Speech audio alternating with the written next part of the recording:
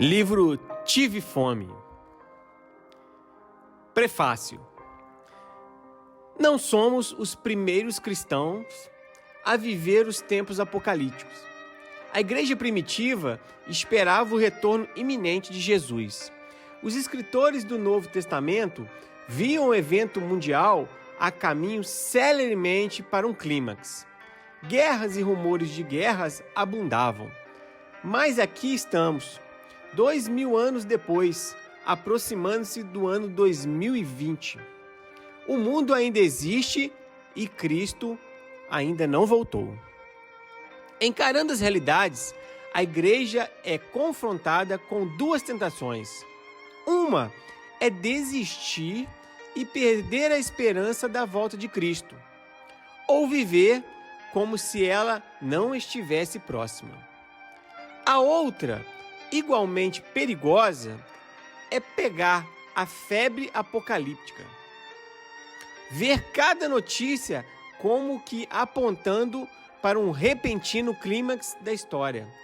E nos preocupamos não em salvar o mundo, mas apenas em esperar a sua destruição. Esta preocupação pode ser uma cilada do inimigo, paralisando a igreja e impedindo-a de fazer exatamente o trabalho para o qual Deus designou nesses dias críticos. Não se pode negar que estes são dias críticos. Não há razão para a febre apocalíptica. O mundo enfrenta ameaças e perigos que seriam inimagináveis nos tempos neotestamentários. A crise ecológica, a crise de alimentação e populacional e o perigo nuclear, por exemplo. Cada um destes exemplos está ligado a outros e tudo se complica ainda com a crise energética. E cada um é uma bomba relógio capaz de praticamente acabar com a vida humana, pelo menos a vida civilizada. E o cristão deve fazer nessas circunstâncias? Especificamente como deve viver. Esta é a questão que estes ensaios enfocam, com visão e sensibilidade bíblica, colocando a vida cristã da era apocalíptica no contexto apropriado do reino de Deus e sob o exemplo e senhorio de Jesus Cristo. Falando com especial objetividade para a situação latino-americana atual. Dissertando sobre servir a Deus no mundo, Samuel Escobar analisa o atual interesse apocalíptico na sociedade e na igreja.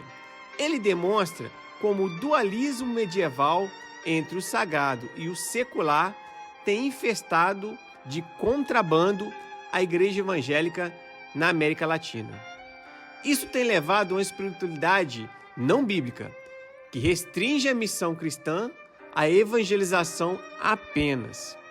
Escobar, acertadamente, aponta para a necessidade de recuperar o sentido bíblico mais amplo da missão dada à igreja. Fazendo assim, ele não despreza a evangelização, mas mostra como se encaixa na missão do reino. Usando o exemplo de Paulo, conclama ao ministério cristão marcado pela integralidade, pela iniciativa, pela esperança e pelo realismo. Mais do que um evangelismo carnal, nós devemos seguir os passos do Mestre, vivendo como Jesus Cristo viveu. A pergunta deve ser a seguinte: como devemos servir a Deus neste mundo? E este livro retrata que devemos servir a Deus não apenas com evangelismo, não apenas anunciando, mas acima de tudo, vivendo. O viver é um exemplo e é um evangelismo por si só, e assim deve ser. Vivamos mais em ser do que em falar. Vivamos mais em ser do que em ter. Assim deve ser o nosso evangelismo real e pessoal. A compaixão de Jesus. Falsos cristãos se levantarão, profetizou Jesus. E assim tem acontecido. Têm surgido charlatões religiosos com ares de grandeza e pobres enfermos mentais que afirmam ser Jesus Cristo. Temos enfrentado imagens distorcidas do Jesus verdadeiro, que o apresentam como um guerrilheiro zelote, como um fracassado superstar ou como um palhaço de circo.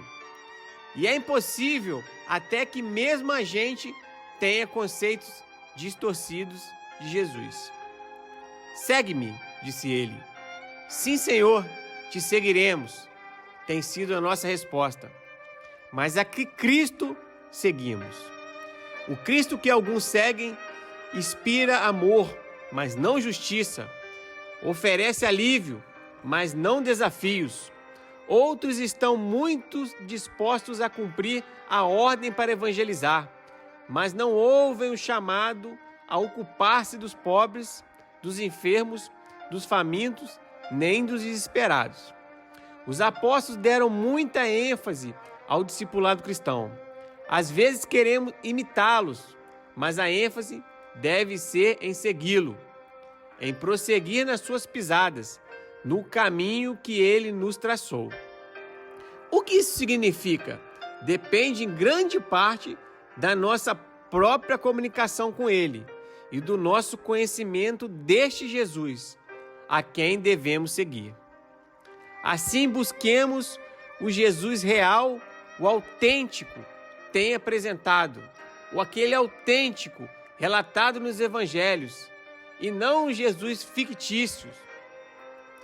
Realmente, nosso estilo de vida como cristão depende da imagem que temos de Cristo, do Cristo no qual depositamos a nossa fé.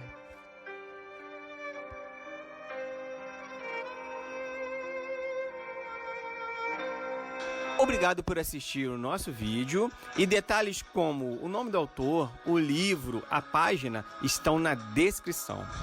Se gostaram e querem ajudar o nosso canal a crescer, considere se inscrever, dar um like, compartilhar e deixe aí nos comentários o que achou do nosso vídeo. Agradecemos e Deus abençoe.